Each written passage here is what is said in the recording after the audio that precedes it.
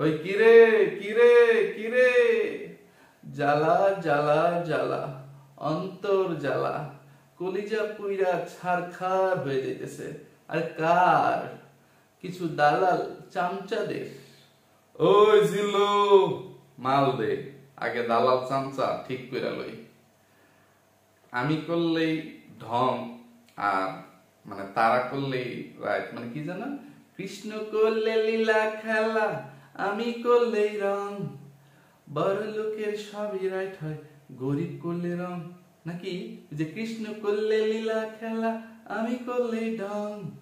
বেদান করলে সবই ঠিক হয়, বেড়া মানুষ করলেই ঢং, তাই না? আমি করলেই সেটা মানে কি জানো, যে কৃষ্ণ করলে লীলা খেলা, আমি করলে ক্যারেক্টার ঢিলা, কত ভাবে বলা যায়, তাই না? একদম জুতায় ফুড় তুলে দালালের বাচ্চারা, সংসার বাচ্চারা। তো ভিউয়ার্স, আসসালামু আলাইকুম। চলে আসলাম নতুন আরেকটা ভিডিও নিয়ে আপনাদের সাথে কিছুক্ষণ আড্ডা দিতে। আশা করি সম্পূর্ণ ভিডিওটি জুড়ে আপনারা আমার সাথেই থাকবেন। ভিউয়ার্স, আজকের ভিডিওটা আপলোড করতে গিয়ে হয়তোবা অন্যান্য দিনের তুলনায় আর একটু বেশি দেরি হয়ে যাবে, একটু রাত হয়ে যাবে। তো আপনাদের দায়িত্ব আপনারা ঠিকমতো পালন করেন, এটা আপনাদের কাছে বিনীত অনুরোধ থাকলো। ভিডিও দেখে অবশ্যই গুরুত্ব সহকারে দায়িত্ব ও কর্তব্য মনে করে একটা লাইক দিয়ে যাবেন, যেন আমার ভিডিওর রিচ এবং ইমপ্রেশন বৃদ্ধি পায়। তো ভিউয়ার্স, গতকালকে আমি যে কল রেকর্ডটা শেয়ার করছি, এরপরে আপনাদের মনের মধ্যে অনেক প্রশ্ন জন্ম দিচ্ছে। মানে সবার না, কিছু কিছু দালাল চামচাদের তো ঘুম হারাম হয়ে গেছে। আর আমার যেসব আসামিরা বা ওই জগন্নাথ চরিত্রের রাতের রাজারানীরা আছে, তাদের মানে অন্যান্য দিনের তুলনায় যেহেতু কমেন্টের ইয়েটা একটু বেশি, মানুষের আগ্রহ কৌতূহল বা একটা ভুল বোঝাবুঝির ইয়ে হচ্ছে, কিছু হাঁটুর নিচে জ্ঞান বুদ্ধি থাকা বা মগজ থাকা বুদ্ধি প্রতিবন্ধী অসচেতন অবিবেচক ভিউয়ার্সদের মাথায় ঢুকতেছে না যে কি হয়েছে বা কি করলো, মানে হিতে বিপরীত তারা তাদের ইয়ে মানে কি বলবো, উল্টো এটা বুমেরাং হয়ে আমার দিকে এসে লাগতেছে এরকম।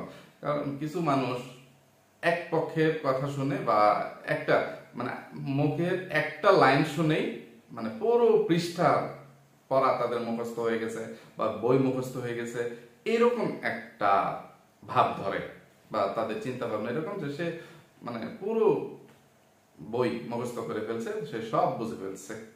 তো এই জন্যই আমার গতকালকের ভিডিওতে শুরুতে এবং শেষের দিকে আমি একটু ভয়েসও শেয়ার করছিলাম যে যাদের যাদের যেই যেই জায়গায় এই কল রেকর্ড সম্পর্কে মানে বুঝতে অসুবিধা হবে, কমেন্টের মাধ্যমে আমাকে বলবেন, প্রশ্ন করবেন, আমি সেই প্রশ্নের জবাব দেওয়ার চেষ্টা করব, আমি সেগুলো ব্যাখ্যা করে বুঝিয়ে দেওয়ার চেষ্টা করব।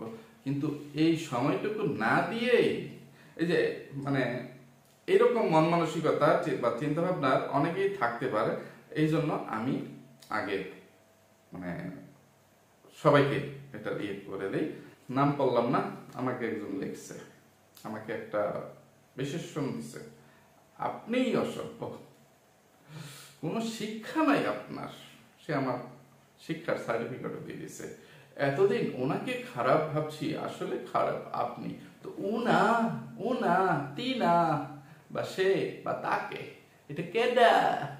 এটা হচ্ছে ওই দাঁতের বাগান ভণ্ড মুখস্থরি শয়তান টিট গার্ডেন দাঁতের বাগান ফাতরা নাজরিন নিশিকে এতদিন শুধু শুধু ভুল বুঝে খারাপ ভেবেছে, আসলে আমি নাকি খারাপ। কি আর কইতাম এসব বুদ্ধি প্রতিবন্ধী অবিবেচক অসচেতন গণ্ড মূর্খ মার্কা ভিউয়ার্সদেরকে। আরে তোদের মগজ বা বেরেন্ট অ্যাডাক্স হয়ে রয়েছে, তোদের বেরেন্ট হাড়ুর নিচে, তোরা মানে মাথায় যাদের ব্রেন আছে তাদের সাথে কেন টক্কর দিতে আসিস, লাগতে আসিস? তোরা সাপের লেজ দিয়ে কান চুলকাইতে আসবি আর সাপের দংশন খাবি না, এইটা কিভাবে মনে করিস?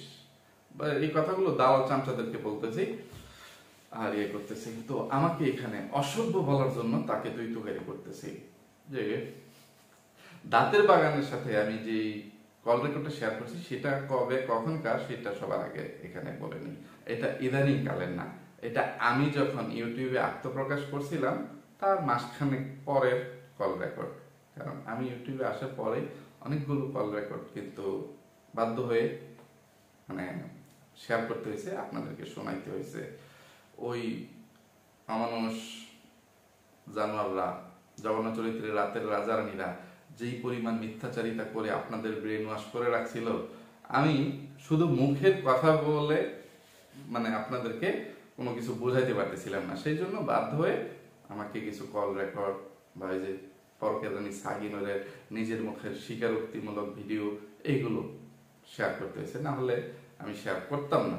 ঠিক আছে, যাই হোক, তখন কিছু কিছু কমেন্টে রিপ্লাই দিতে গিয়ে একটা দালালকে চামচাকে কমেন্ট দিছিলাম যে দাঁতের বাগান যদি মানে কি বলবো একদম বিকিনি পরে বা একদম ল্যাংটা হয়ে উলঙ্গ পরিবারের সদস্য বা ল্যাংটা পরিবারের আত্মীয় বা সদস্যই তো তারা।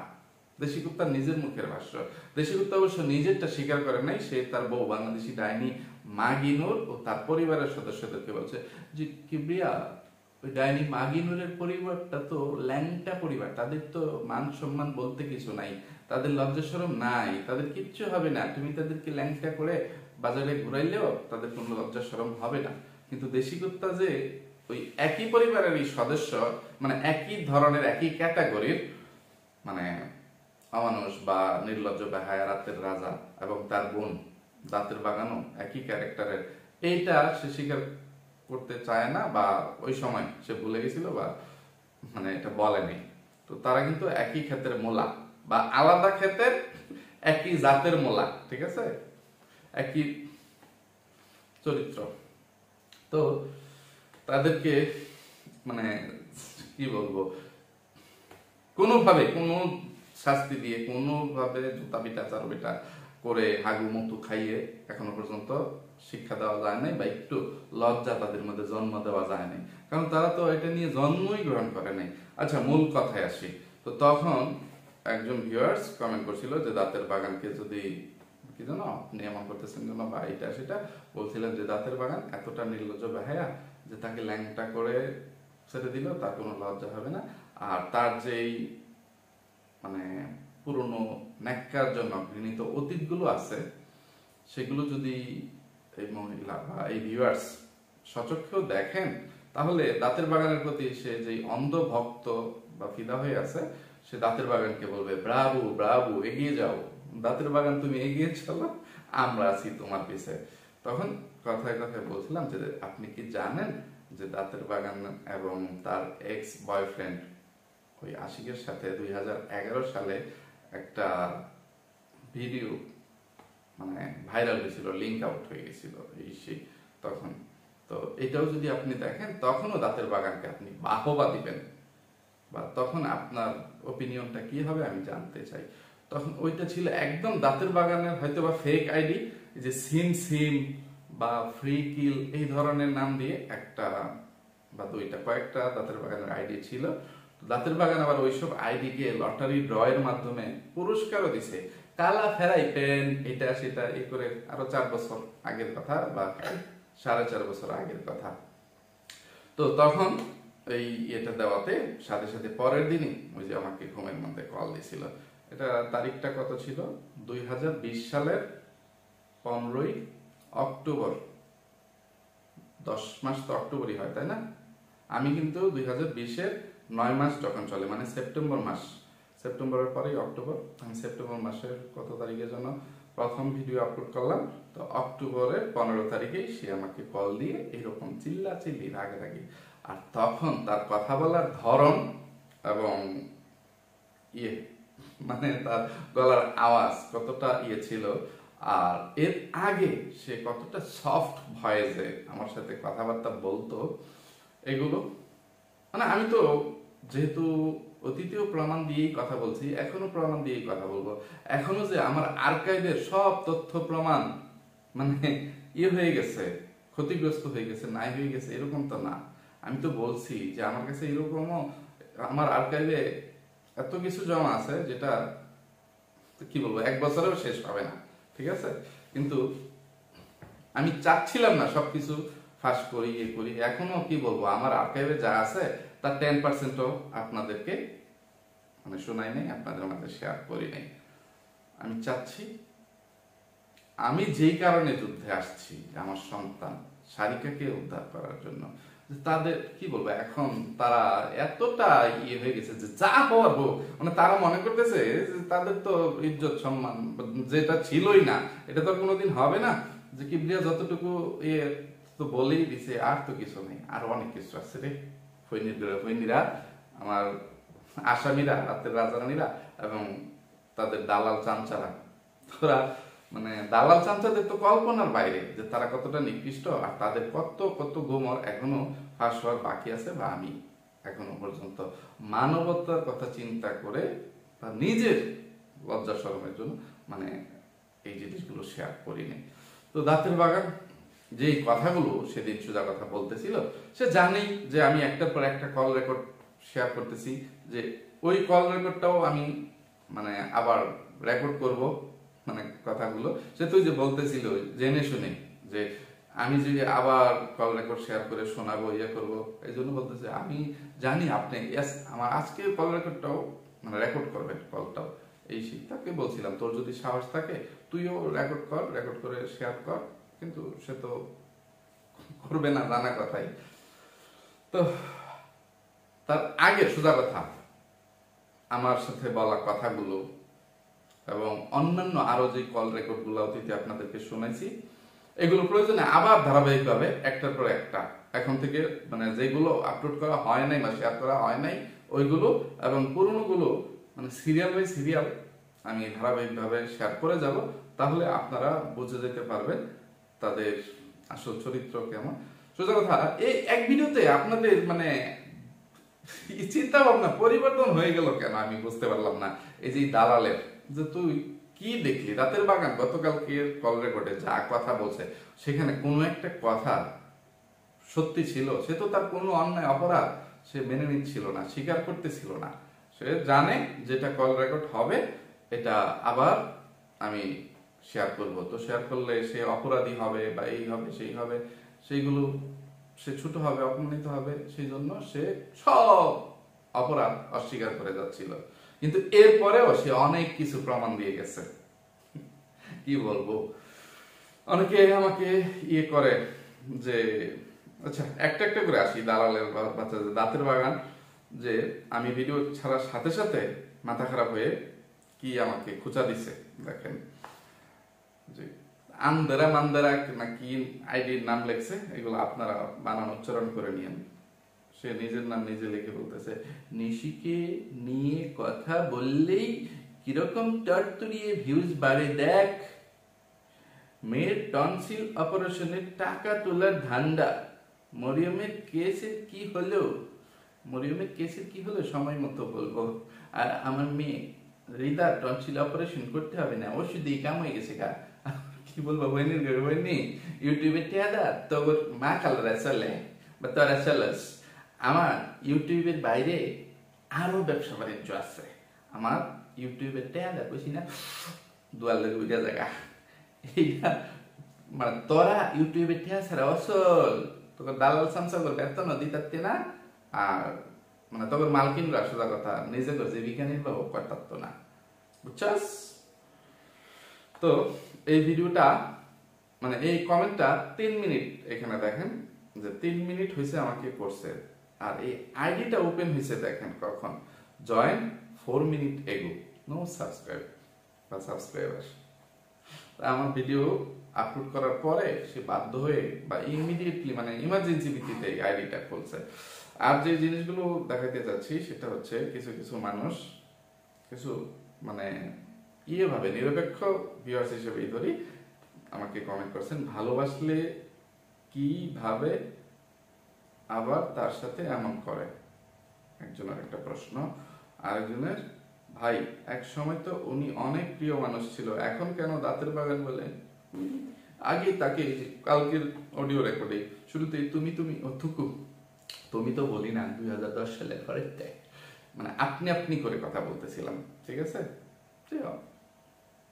তাকে একদম মানাতে বিদায় করে দিছি, মানে ইয়ে করে দিছি তাকে। আর তুমি বলে তুমি শব্দটাকে মানে তুমি ডাকটা না অনেক আপন ডাক, ইয়ে ডাক, আপনি ডাকটা একটু পর পর ডাক বা তুই, আচ্ছা ওইগুলো ইয়ে করে নেন। তুই আপন কাছের মানুষকেও ডাকা যায়, আবার ঘৃণা যাদেরকে করা ঝগড়াঝাটি তাদেরকেও ডাকা যায়। আচ্ছা ওইটার মধ্যে একটা ইয়ে লেগে যাবে, তুই ডাক আপন না তুই ডাক পর, ওইদিকে না যাই।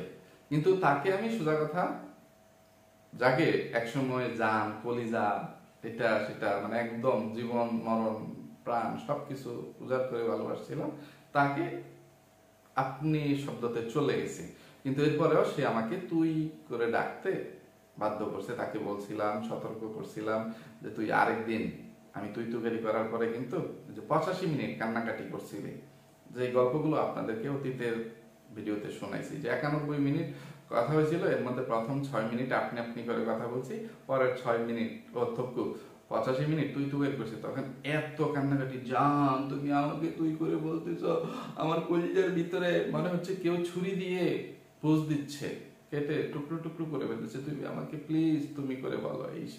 এই কল রেকর্ডের পরেও কিন্তু আরো যেই কথা হয়েছে সেইখানে আবার দাঁতের বাগান আমাকে বলতেছে আপনি আমাকে আর তুই করে বলবেন না, এবার প্লিজ একটু তুমি করে বলেন, একটু তুমি করে বলেন, বা আপনি করে বলতে তুই তুকারি আর শুনতে পারতেছিল না। তো এগুলো তো আসবে,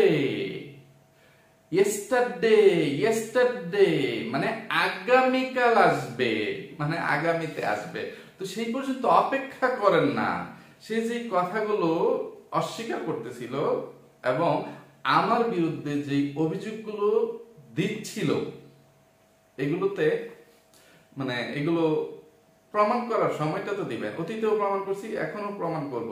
আচ্ছা যে কমেন্ট দুইটা পড়লাম, আগে তাকে ভালোবাসতাম বলে সে কালার ইয়ে টিয়ে যা খুশি তাই থাকুক, ভাবছিলাম মনের দিক থেকে হয়তো বা একটু সুন্দর হবে, যে আমার জন্য যেই পাগল মানে কি বলবো, আমার জন্য যেই কান্নাকাটি করে, আমি যখন চলে আসব, মানে আমি তো এখান থেকে গিয়ে চট্টগ্রামে গিয়ে প্রেম প্রীতি করতাম, চট্টগ্রাম থেকে যখন চলে আসবো বা যখন সে ঢাকায় আসলো, ঢাকায় তার জন্য মানে থাকতে হইলো আমাকে, থাকলাম বিনা প্রয়োজনে, এই সে যখন তার কাছ থেকে বিধি নিয়ে চলে আসবো, হাই রে কান্নার সাগর মানে এলাই কানতে কানতে এই সে।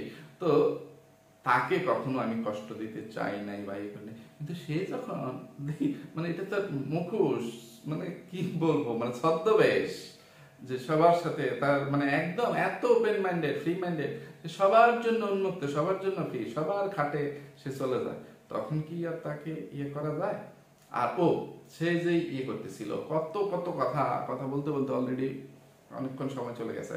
সে কি বলতেছিল, আমার জন্য সে অনেক সিম পাল্টাইছে, আমি নাকি তাকে বিরক্ত করতাম, সে ইচ্ছা করে আশিককে নাটক সাজাইছে, ওই ভিডিওতে এইগুলো বলতেছিল।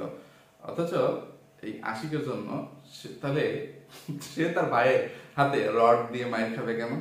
হ্যাঁ, তার ভাই, তার মা, তার বাপ, তার 14 গোষ্ঠী আমার হাতে পায়ে ধরছে, ভাই আঙ্গুর এই অসল মাল, এই দুশ্চরিত্র, এই রাতের রানী, খাটের রানী, অন্যায় যা করছে, ভুল যা করছে, ভাই তুমি কি চাও, তুমি যা চাও তোমার তাই দিব, তবু তুমি এই অসল মাল, এই রাতের রানীর নিয়ে সংসার করো ভাই, তুমি যদি তাকে ভালোবাসো তাহলে তুমি তাকে সংসার করো। তখন দেশি তাকে প্রশ্ন করছিলাম, ভাই আপনার গার্লফ্রেন্ড বা আপনার বউ যদি আপনার সাথে সম্পর্ক হওয়ার পরে আরেক বেটার লোক গিয়ে খাটকা পায়, আরেক বেটার সাথে গিয়ে এগুলো নষ্টামি নোংরামি করে আসে, আপনি কি পারবেন এরকম একটা বউ নিয়ে সংসার করতে, তাকে মেনে নিতে?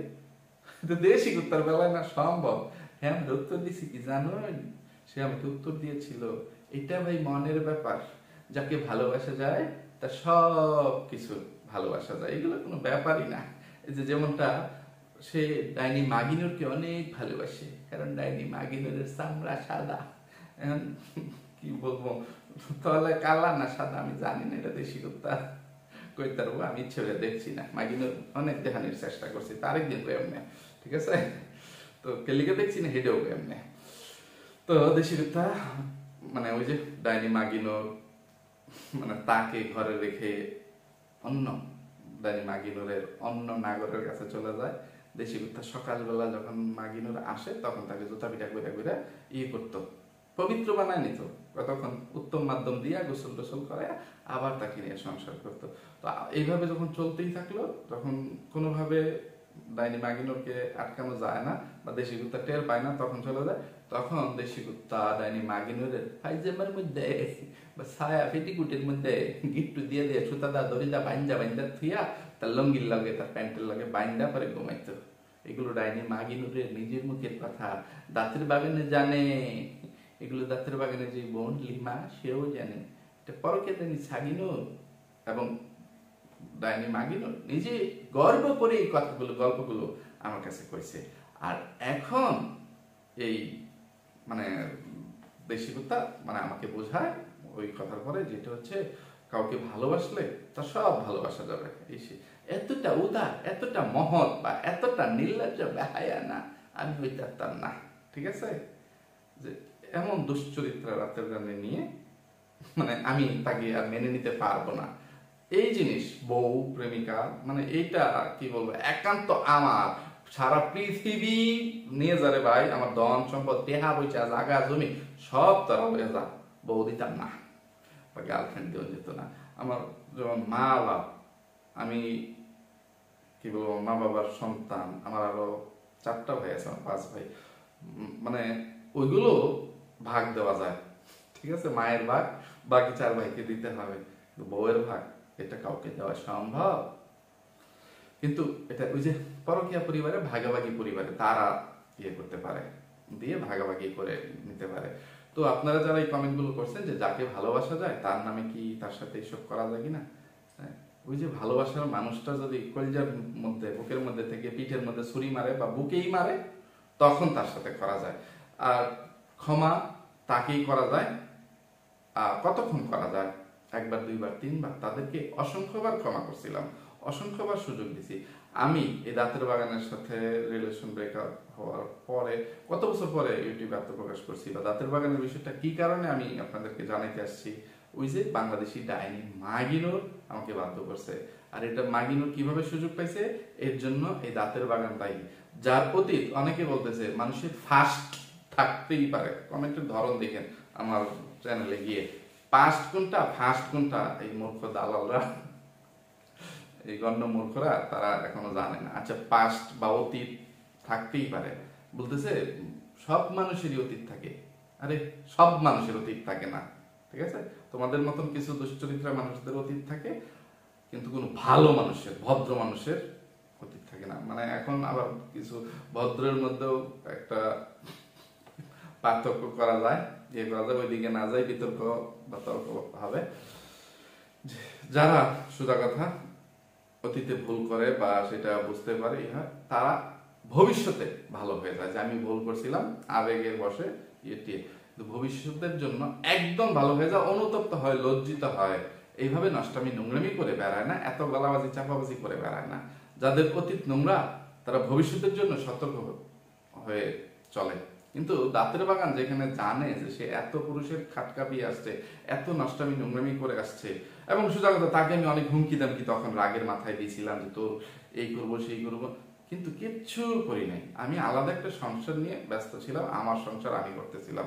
কিন্তু আমাকে ওই যে বাঘ যতক্ষণ ঘুমিয়ে থাকে ততক্ষণ বাঘের সামনে দিয়ে যারা চলাফেরা করবে বা আশেপাশে যারা থাকবে তারা নিরাপদ, কিন্তু বাঘকে যদি জাগিয়ে তোলা হয় বা বাঘকে খুঁচিয়ে বিরক্ত করে তখন সে তো ক্ষতিগ্রস্ত হয়, কিন্তু আশেপাশে আরো নিরপরাধ যারা থাকে তারাও ক্ষতিগ্রস্ত হয়। সেরকমই আমি পরকেলানি সাগিনোরের অন্যায় অপরাধের জন্য বা তার নষ্টামি নোংরামির জন্য তাকে ডিভোর্স দিয়ে দিয়েছি, আলাদা একটা সংসার করতেছি, আলাদা বিয়ে করছি, ইয়ে করছি। তো মানে আমাকে আমার মতো থাকতে দিত, আমি আমার সন্তান আমার কাছে কখন ফিরিয়ে আনবো সেই অপেক্ষাতেও ছিলাম। পরকেলানি সাগিনোরের আবার অন্যত্র যখন বিয়ে হয়ে যাবে আইন অনুযায়ী আমি তখন আমার সন্তানকে ফেরত পাবো, এর আগে পাবো না, নিয়মে নাই। তো আমি সেই অপেক্ষা করতেছিলাম। এর আগে বোন কেন স্বামী হারা, মরিয়ম কেন বাবা হারা, এটা সেটা বলে আমাকে আবার খুঁচাইলো কেন? এরপরেও তাদেরকে কতটা সুযোগ দিছিলাম, কতটা সময় দিছিলাম, কত রিকোয়েস্ট করতেছিলাম, কত অনুনয় করতেছিলাম, এগুলো তো আপনাদেরকে শুনেছি। তো তখন তারা কিভাবে নিজেদের দোষ ত্রুটিগুলো স্বীকার করে নিচ্ছিল, এই করতেছিল। এরপরে আবার দাঁতের বাগান কি করতেছে, কি বলছে, আমি আমার মাকে মারধর করতাম, হায় আল্লাহ, নাউজুবিল্লাহ, আস্তাগফিরুল্লাহ। তো নিজের দোষ ত্রুটি, একে তো চুরি, তার উপর সিনাজুরি। এখানে আমার একজন প্রিয় ভিউয়ার্স, আমার একজন শুভাকাঙ্ক্ষী মহসিন ভাই সুন্দর কমেন্টে রিপ্লাই দিয়েছেন যে আমি কিন্তু একা না, আমার মায়ের ঠেকা পড়ে নাই। আর কি বলবো, আমার মাথায় রাবণের মতন 10টা মাথা না ঘাড়ে, ঠিক আছে? যে আমি যত বেয়াদব উশৃঙ্খল এটা সেটা যা খুশি তাই থাকি শিশুর ডাইনি মাগিনোরের দেয়া অনুযায়ী। তো আমার এত ক্ষমতা নাই আমার বড় সব এতগুলো ভাই থাকতে, আমার মামা চাচারা এতগুলো মধ্যে থেকে আমি আমার মায়ের সাথে উঁচা গলায় কথা বলবো, একটা গালি দিয়ে কথা বলবো, তারপরে আমি এই বাড়িতে থাকতে পারবো, ত্যায্য হয়ে যাব না। সোজা কথা, দুনিয়াতে থাকার কথা বললাম না, সেটা নাই বললাম, যে আমার যে কি আমার কোনো অস্তিত্ব, আমাকে খুঁজে পাওয়া যায় তো, আর আমার মা আমার সাথে থাকে। বা সোজা কথা, সবচেয়ে আদরের ছেলে আমি, আর আমাকে দাঁতের বাগান কি মানে কোন কথা থেকে যে কোন কথায় যাইতেছি আমি আলো তোলা লাগাইতেছি। দাঁতের বাগান কি বলতেছিল আমার সাথে, আমি আবার সেই শুরু থেকে যাই, যে আমার কাছ থেকে বাঁচার জন্য সে নাটক করছে, যে আশিকের বিষয়টা, ঠিক আছে? আর সে তো মানে আশিকের বিষয়টা দিয়ে, আশিককে দিয়ে আমাকে ফোন করায় নাই বা এরকম। আমি নিজে আবিষ্কার করছি আশিকের সাথে তার সম্পর্কটাকে। সে যে করলো গলাবাজি চাপাবাজি, যে আপনি আমাকে প্রমাণ দিতে পারবেন, কোথাও দেখছেন এই সেই। আরে আমি নিজের কানে যেটা শুনছি, একজন আরেকজনকে যেটা করতেছে, এবং তখন সে বাধ্য হয়ে নিজের মুখে যেটা স্বীকার করছে, কতবার ফিজিক্যাল রিলেশন করছে, আমার ভুল হয়ে গেছে, কেন ভুল হয়েছে সেগুলোও স্বীকার করতেছে। তুমি ছিল না, তোমার সাথে এতদিন পরে পরে দেখা হইতো, কিন্তু আশিকের সাথে আমার প্রত্যেকদিন দেখা হইতো, কারণ ক্লাসমেট ছিল, এই সেই। তো ভুল হয়ে গেছে, আগুনের সামনে মোম থাকলে কত যুক্তি তার, তখন তো মোমটা গলেই যায়, এই সেই। তো একসাথে থাকতে থাকতে তার প্রতি দুর্বল হয়ে গেছিলাম, আকৃষ্ট হয়ে গেছিলাম, আর তার কালা চামড়ার প্রতি তার দুর্বলতা একটু বেশি, এই সে। আর আমার ছিল যে আমার নাকি সাদা চামড়া, এই সেই, এই জন্য আমার ভালো লাগে না, কি কইতাম। তো সে এই যে সিম চেঞ্জের তো কোনো প্রশ্নই আসে না। সিম জীবনে সে একটা চেঞ্জ করছে, সেটাও আমি তাকে সিম চেঞ্জ করাইতে বাধ্য হয়েছি, কারণ তার বাবার দেয়া মানে কিনে দেয়া যে সিম ছিল, যে নাম্বারে তার সাথে প্রথম আমার পরিচয় বা রিলেশনটা হয়, ওই নাম্বারে ওই যে তার অনেক নাগরদের সাথে তার মানে কথাবার্তা হইতো, হইতো। তো অধিকাংশ সময় আমি তার ফোনটা ওয়েটিং এ পাইতাম।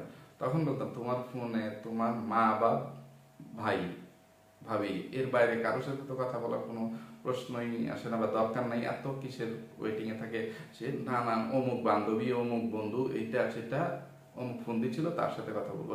তাদের সাথেও কি রাত 12টার পরে কথা হয়? রাত 12টার পরে একটা মেয়ের ফোন ওয়েটিং মানেই তো তার অনেক ইয়াস, তাই না?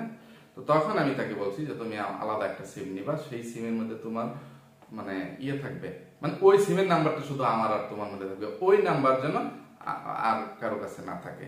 আর তুমি যদি মানে পারো যে তোমার আগের সিমটাই বন্ধ করে ফেলো, তোমার মা বাবাকে নতুন সিম দিবা, বলবা যে সিমের নাম্বারটা ছড়িয়ে গেছে, বিরক্ত হচ্ছে, এখন থেকে নতুন নাম্বারে ফোন দিবা, তখন দেখবো করবো। তো এছাড়া আর কখনোই সে সিম চেঞ্জ করে নাই বা সিম চেঞ্জ করার প্রয়োজন নাই।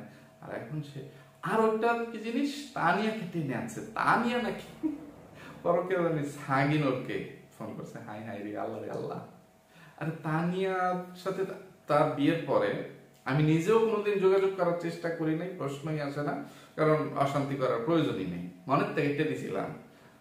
তার সাথে রিলেশন হওয়ার, পরিচয় হওয়ার আরো 2 বছর বা 1.5 বছর আগে তানিয়ার বিয়ে হয়ে গেছে। ওই 1.5 বছরেই তানিয়ার কোনো নাম্বার, তানিয়া তো আমাদের পার্শ্ববর্তী ইউনিয়নের বা পার্শ্ববর্তী থানার, মানে এখান থেকে 1 কিলোমিটার দূরত্ব তাদের বাড়ি, মানে তাদের সাথে তো এখনো আমাদের ফ্যামিলি মানে আছে ওটা বসে, যে আমার ভাইয়ের বাড়িতে তানিয়ার আম্মার এখনো আসা যাওয়া আছে, কারণ তানিয়াদের বাড়ির পাশে যে প্রাইমারি স্কুলটা, ওই প্রাইমারি স্কুলে আমার ভাবি শিক্ষকতা করতো। তো ওই যে একটা সম্পর্ক পরিচয় হয়েছে, তো ভাবিদের সাথে এখনো আসা যাচ্ছে। এই যে রিসেন্টলি, এই যে কিছুদিন আগে আমি আমার ওয়াইফের যে ভোটার আইডি কার্ডটা আনার জন্য সিংহশ্রীতে গেলাম, তানিয়াদের ইউনিয়নে বা আমাদের দাদার বাড়ির এলাকা, আমার ওয়াইফের বর্তমান মানে বাপের বাড়িও তো সিংহশ্রীতেই, তো সব কেন্দ্র তো একটা স্কুল থেকে ভোটার আইডি কার্ড গুলো দিচ্ছে, করতেছে। সেখানে তানিয়ার আম্মা নিজে আমাকে দেখে এগিয়ে আসছে কথা বলার জন্য। তারপর আবার আমার যে বাচ্চা কাচ্চা কোথায়, কয় বাচ্চা, এটা সেটা ই করতেছে, বাড়িতে যাওয়ার দাওয়াত দিচ্ছে, এবং তানিয়ার আব্বা অসুস্থ আবার ডেকে এনে সেটা দেখাচ্ছে। তানিয়ার ভাইয়ের সাথে কি রিলেশন সেটাও একটা ভিডিওতে দেখাইছিলাম, ইয়ে করছিলাম। ওইখানেও সে ইয়ে করে, ফকিন্নির বাচ্চা, মিথ্যাবাদীর বাচ্চা, চিটারের বাচ্চা, ভণ্ড দাঁতের বাগান, এটাকে কি করা উচিত, এইসব মিথ্যা যখন শুনি তখনই তো বলছিলাম যে তার মাকে গালিগালাজ করছি, এটা সেটা, এইসব ওই যে মেজাজ বিগড়ে দিছে, উল্টা পাল্টা মিথ্যা অপবাদ গুলো দিচ্ছে, উঁচা গলায় কথা বলতেছে, তো নানান কথা ইয়ে করে। তখন বলছিলাম যে তোর মা যদি তোদেরকে বৈধভাবে জন্ম দিয়ে থাকে তাহলে সত্যি কথা বল, সে আমার ক্ষমা না পাইলে জান্নাতে যেতে পারবে না, এটা আমার মুখের কথা না। সে বলতেছে আমি নাকি তাকে ব্লেম দিছি যে আপনি এরকম বলেন, সেরকম বলেন, এটা সেটা। আরে আমি বলি নাই, এটা তার নিজের মুখের কথা। আর এই প্রমাণগুলো আমি তো দিব, সময় ফুরাই যায় নেই গা। অতীতে আরেকটা যে কল রেকর্ড শেয়ার করছিলাম, পূর্ণাঙ্গ যে কল রেকর্ডটা দিছি দাঁতের বাগানের সাথে, ওইখানে আপনারা আবার একটু মনোযোগ সহকারে শুনে নিন, এবং আবারও আরো কিছু ধামাকা আসবে সেখান থেকেও শুনে নিন। দাঁতের বাগানের সাথে মানে এই যে গতকালকের কল রেকর্ডে যে কথাগুলো শুনছেন, ওই সময় ছিল মানে সে তার কিছু দালাল চামড়াদের কাছে ছুটুই দিতে সিঙ্গার কি, ঠিক আছে? তো মানে অথবা তার জামাই ছেসনি দিছেন উল্টাপাল্টা, তার জামাই হয়তো বা কমেন্ট দেখছে, ইয়ে করছে। কারণ তখন পরিবেশটা অনেক গরম ছিল, উত্তপ্ত ছিল। আমি ইউটিউবে আসছি মাত্র 1 মাসের মতো হয়েছে, এই সেই। তো তখন বুঝেন না, গরম গরম আমাকে চাইছিল ইয়ে করতে। তো সে কিভাবে আবার আমাকে পরকীয়া প্রেমের প্রস্তাব দিছে তার বাসায় যাওয়ার জন্য। মানে আমি এত খারাপ, আমার কাছ থেকে বাঁচার জন্য সে অনেক চেষ্টা করছে ইয়ে দিয়ে, আবার আমাকে সে মালয়েশিয়া যাওয়ার দাওয়াত দেয়, আমার সাথে ফ্রেন্ডশিপ করতে চায়, এই করতে চায়। তো এইগুলো দেখেও মানে কি বলবো, কেউ দেখছেন বা আরো সামনে দেখবেন, তো কিছু বুঝছেন না বুঝা হুট করে কমেন্ট করে বললেন যে তাকে এতদিন শুধু শুধু ভুল বুঝে খারাপ ভাবছি, আসলে আপনি ইয়ে করতেছেন। তো এইরকম আমি তো সোজা কথা 1 দিন 2 দিন 3 দিনে তাদের উপর এতটা রাগান্বিত হই নাই। তাদেরকে 30 বার 300 বার বা 3000 বার সুযোগ দিছি, এরপরেও তারা কি পরিমাণ মানে গলাবাজি চাপাবাজি করে সেটা তো শুনতেই পাইছেন। এরপরেও এই যে এইসব কল রেকর্ডের পরেও দাঁতের বাগানের মাকে যে বদদশায় কতবার রিকোয়েস্ট করছি, আপনি মুরব্বী, আপনাদের মানে ওই পরকীয়া পরিবারে, বাঙালি পরিবারে কোনো সচেতন মানুষ নাই, কোনো শিক্ষিত মানুষ নাই। কালিনুর বেগম, বাঙালি ব্যাপারী, তারা মেয়েদের নষ্টমী নোংরামির ইয়ে গা ভাসিয়ে দিছে স্রোতে। তো ভাবছিলাম এ দেশি কুত্তা দাঁতের বাগানের মা হয়তোবা একটু হয়তোবা নম্র ভদ্র হইলেও হইতে পারে যে সন্তানদের এইসব নষ্টমী নোংরামিতে হয়তোবা গা ভাসিয়ে দিবে না, হয়তোবা একটু শাসন করবে। উল্টো কই, শাসন তো দূরের কথা, পদ্মার চরে গিয়ে ওই যে দাঁতের বাগানের জামাই সহকারে নিয়ে গিয়ে পরকেরানি সাগিনুরকে এবং মেকা পুতুরিকে মাথায় হাত দিয়ে আরো উল্টো সাহস দিয়ে আসে, আশীর্বাদ করে আসে, তোমরা তোমাদের মতো চলতে থাকো, পাছে লোকে কিছু বলে তাতে কিছু আসে যায় না, লোকের কথা শুনলে কখনো কিছু করতে পারবে না, তোমাদের যা মন চাই তাই করো। এরপর থেকে ওই পরকেরানি সাগিনুর এবং মেকআপ পুতুরি কতটা উশৃঙ্খল হয়েছে, কতটা উশৃঙ্খল ভাবে জীবনযাপন করছে এবং করতেছে। এই যে হাগু খাইসোর সাথে বিয়ের আগে মানে লিভ টুগেদার করলো, জামাই ছেড়ে দিল, এই করলো সেই করলো, এগুলোর জন্য দাঁতের বাগানের ওই খাড়াস মা দায়ী। তো কথা বলতে বলতে ভিডিও অনেক লম্বা হয়ে গেছে, কথা বললে আজকে সারা রাত বলতে পারবো, শেষ হবে না। তো বাদ বাকি কথা অন্য কোনো দিন অন্য কোনো ভিডিওতে বলার চেষ্টা করব। এখনো অনেক পয়েন্ট বাকি রয়ে গেছে, বা মানে দালাল চামচাদের অনেক কমেন্ট শেয়ার করি নেই, ঠিক আছে, তাদেরকে ইয়ে করি নেই। আজকে থেকে বিদায় নেই, কারণ আমার ব্রেন অ্যাডাক্ট হয়ে যেতেছে, আমি কি কই আম বা কি কইতেছি মাথা নষ্ট হয়ে যেতেছে। তো ভিউয়ার্স অপেক্ষা করেন, একবার যেহেতু আবার ধামাকা দেওয়া শুরু করছি, এখন থেকে ধারাবাহিকভাবে ধামাকা আসতেই থাকবে। তো আজকে এখান থেকেই বিদায় নেই। এতক্ষণ পর্যন্ত ধৈর্য ধরে যারা আমার সাথে ছিলেন সবাইকে অসংখ্য ধন্যবাদ। সবাই ভালো থাকবেন, সুস্থ থাকবেন, নিরাপদে থাকবেন। আমার জন্য, আমার পরিবারের জন্য, আমার দুটা সোনামণির জন্য মন থেকে দোয়া করবেন। আল্লাহ হাফেজ, আসসালামু আলাইকুম।